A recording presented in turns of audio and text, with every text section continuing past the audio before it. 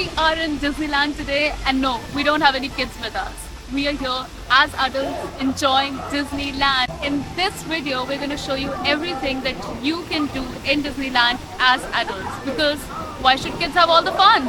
So for today, we've actually shortlisted a couple of rides through a bit of research that are apparently adult friendly, and they should appear somewhere here. And by the end of this video, we'll tell you how many we actually did end up covering in a span of one day. Of course, if you were here just to see the rides which are adult friendly, you can stop here and close this video. But if you really want to see our reaction to all of these rides and whether we really felt they were adult friendly and how much we would score them out of 5, then continue watching this video for more. Before we start with the rides, there are certain things that you need to do even before you come to Disneyland. First, of course, buy your tickets way in advance. The prices also fluctuate from day to day and week to week. So, of course, during the weekends, I would suppose the prices would be slightly higher than the weekdays. And second, if you're coming for adult adventures in Disneyland, then you'll have to make sure that you buy tickets for both the parks. Disneyland Original does have a couple of rides which are adult friendly, but most of the rides which are adult friendly are actually in studios. So you need to make sure that you get the best of both worlds. So the tickets costed us £100 per person, and we booked the tickets about 1 month in advance. And of course, this price was for both the parks. Third, make sure you download the Disneyland Paris app.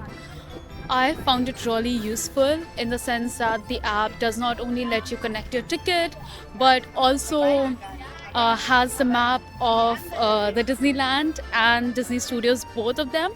And it would also show you the estimated amount of time in waiting for all of these rides. So it's actually really good in order to plan. What I really found useful was you don't need to be here in order to see the wait time. You could literally download the app and see right now how much the waiting time is.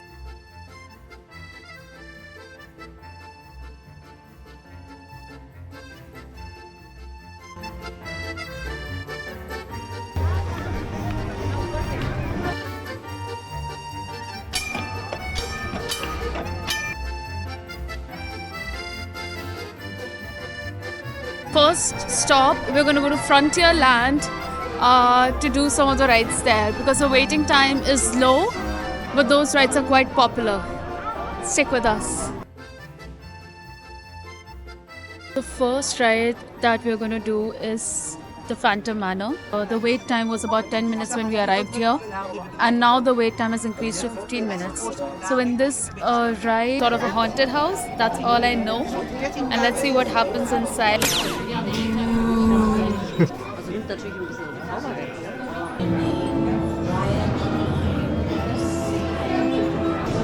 The party will Dans un instant.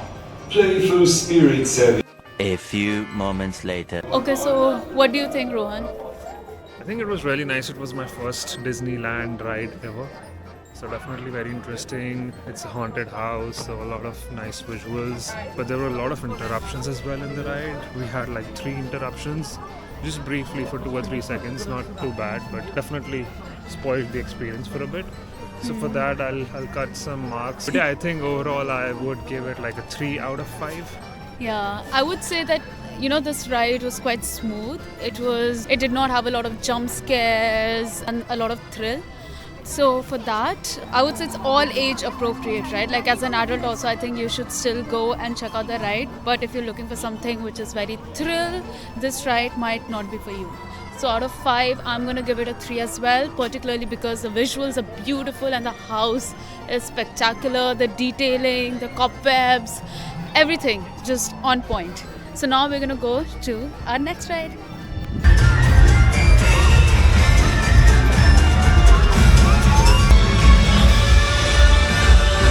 Quelle allure! Trop fort!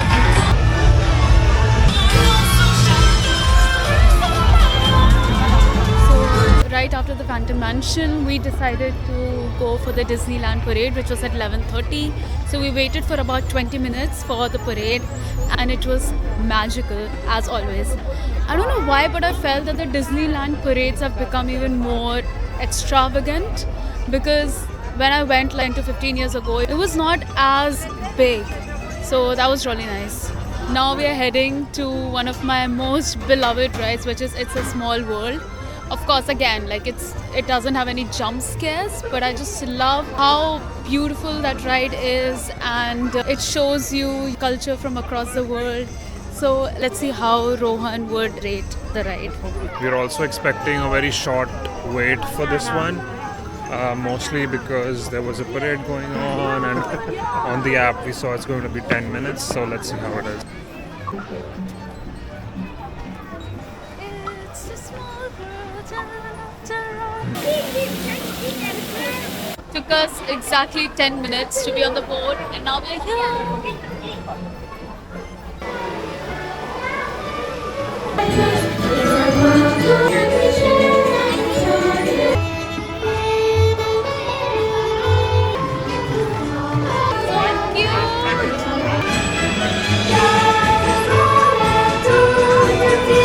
Done with It's a Small World after all. Again, it was a 10-minute ride, really simple. There are no jump scares, etc. You're just like watching all the dolls and different cultures. I really loved it. Won't go into a lot of details because you have to definitely go for yourself and check this one out. Just a short 10-minute wait and a short 10-minute ride. So really makes for a beautiful experience. I would give it a 4 out of 5. Wow, that's incredible. Also, I don't want to, maybe I'm not that good at expressing myself, but you know, this ride, even though it's simple, just conveys such a good message, which is, you know, despite all of our different cultures, etc., one. And unfortunately, with so many wars going on in the world right now, like, I don't know, like, I just got a bit emotional thinking that all of us are so similar, we're all humans. So definitely check that ride out. 4 out of 5 for me as well. And now we are headed for Pirates of the Caribbean. I'm personally really excited for this one. Pirates of the Caribbean currently has about 15 minutes wait time. It's also a ride which is recommended for adults. If you're coming to Disneyland, definitely bring snacks with you. Also, these snacks come in really handy when you're in the queue for about 15 minutes waiting for a ride. Another interesting fact about this ride is that the ride was created first and then the movie got inspired from the ride. The original ride opened up in 1967 and the ride was such a success back in the US that they decided to just make a movie out of it, and that's how we got Pirates of the Caribbean movie.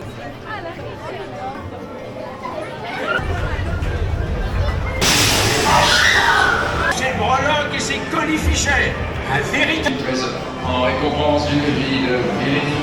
Okay, so we just got done with Pirates of the Caribbean, and I really enjoyed this ride because the puppets, the scenery, the theme, the music, like everything was spot on. There were a few jump scares without giving you much details. Of course not. These jump scares were also kids friendly. It was not something really scary. But there were certainly a few jump scares, and overall I would say this ride was definitely a 4 out of 5 and you should not miss it. I think it was a little shorter than what I expected, but nonetheless great visuals and themes inside, so totally loved it. I would just give it maybe a 3.5 out of 5. So we finally have a disagreement on the score. Now we are in Walt Disney Studios, and the first ride that we're going to do here is the Hollywood Tower Hotel.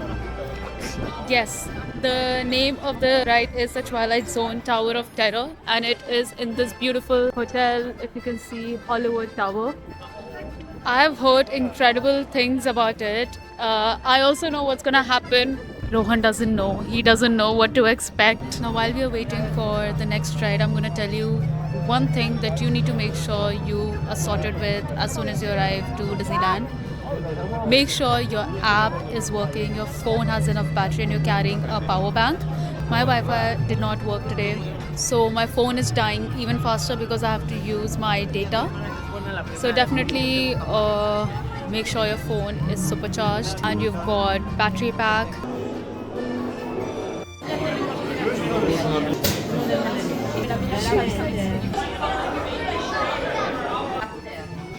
A few moments later. Oh my god, this was crazy. Like, definitely the best ride we've done so far. And this jump scares were too good. But let's see how Rohan feels about it. I was kind of scared inside, but it was definitely a great ride. It was definitely one of the scariest rides we've done. How much would you rate it out of 5? Oof, I'll give it a 4 out of 5. Seriously, I think he's giving it a 4 out of 5 because he got shit scared. I would give it a 5 out of 5. Do not miss this one. Coming to Disneyland is not for the impatient ones. Be prepared to wait even for the toilets.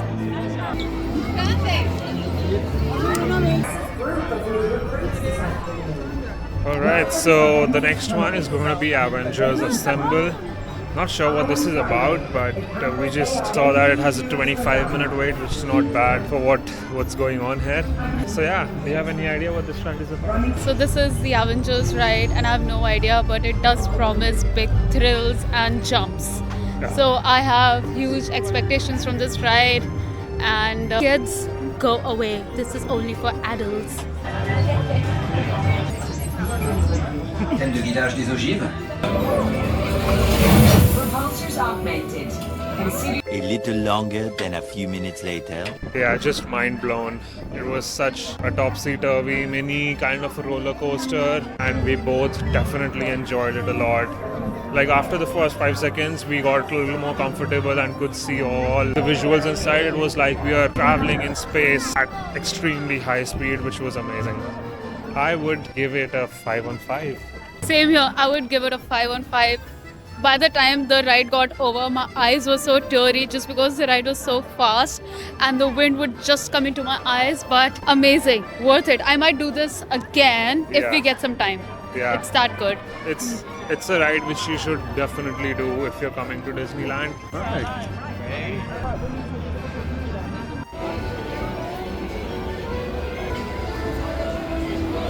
The next ride is Ratatouille and the current wait time is about 45 minutes. The only thing that I know about this ride is that we would feel as if we've been shrunk.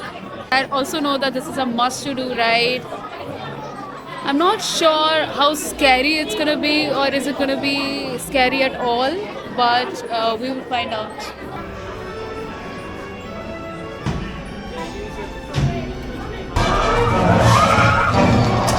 Dépêchez-vous, par ici.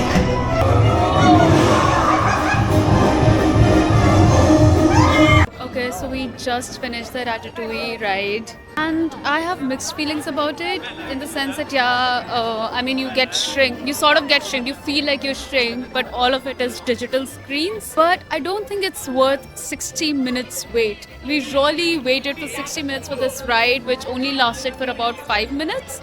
And there were no jump scares as such. So honestly, if you are in two minds about it, I would say skip it or leave it towards the end. Yeah, it was definitely a very unique experience, but also not worth 60 minutes of wait Yeah. for like a 3-4 minute ride. So I'm gonna give it a 2 out of 5. I'm gonna give it a 2.5 out of 5. Now we're going to the most awaited ride of today, which is called Crushers. It is based on Finding Nemo, which is absolutely one of my favorite movies of all time. It always has at least 60 minutes wait time. Even when the park immediately starts, you could never really get anything less than 60 minutes because of the magic hour, where people in the hotels staying nearby would immediately flock. Anyway, the current wait time for this one is about 75 minutes. Ugh. So we've already been waiting for 45 minutes and we're not even halfway through the line. I swear to God, if this ride sucks, I would be so bloody disappointed. I mean, just look at the queue already.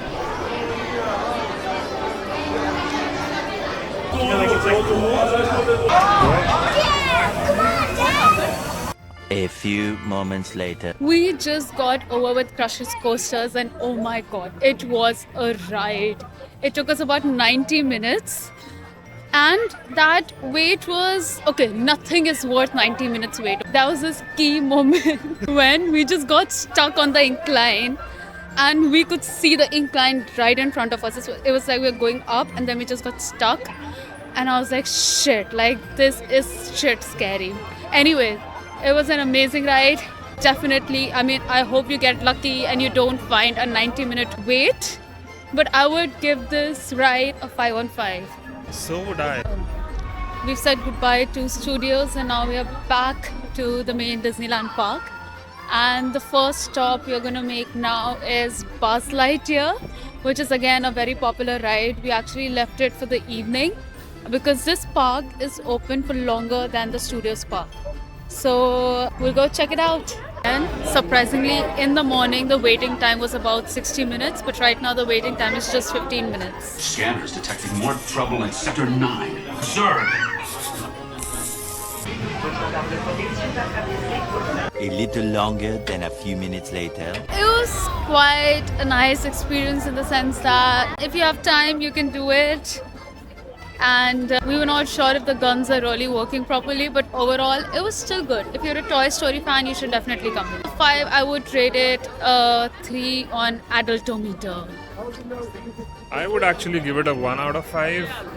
It was just a very casual game. You don't even know how it's going on. You get a score towards the end. So yeah, not the best of rides I've done today. We're also doing the Hyperspace Mountain, and currently the wait time here is 30 minutes. It is apparently an adult's ride, so let's see.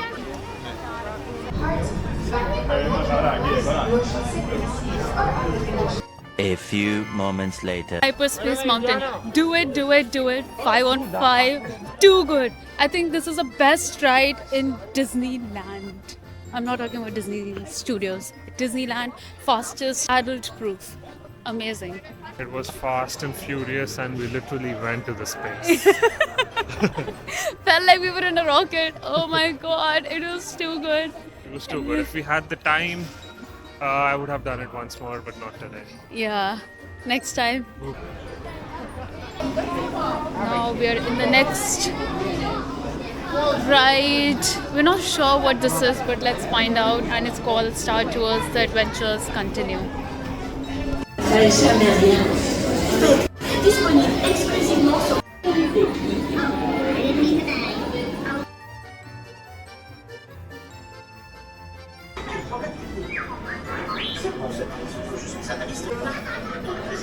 A few moments later. Just got out of Star Tours. It was a nice little filler activity, I would say. If you're a Star Wars fan, I'm pretty sure you won't be disappointed. So don't give this a miss whenever you're here. I would give it a 4 out of 5. Wow. I would give it a 3.5 out of 5. And that was the last ride of the day. We ended the night watching the beautiful fireworks, which we would recommend not missing at any cost. Regarding the rides, out of the list, we could not do Indiana Jones, Spider-Man Web Adventures, and RC Racer. Hopefully next time. Which one do you think is your favorite ride in Disneyland, and do you agree with our ratings? Let us know in the comments below. See you in the next one.